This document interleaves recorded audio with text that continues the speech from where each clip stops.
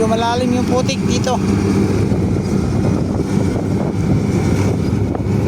So ano nga to mga idol, summer season, pero ayan matubig yung mga palayan.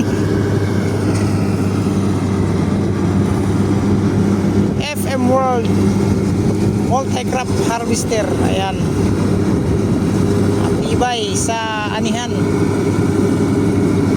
Boss, saan nga variety? Triple 2? Triple 2 triple dos na variety. Ayan, ito na lang yata yung harvesting nito mga idol, at saka yung area na yun. Saka dito sa kabila naman ay halos patapos na, no? Hina-harvest. So itong area na lang na ito ang hindi pa. Ayan mga idol, mga ka-farmers, triple 2 inbreed rice variety.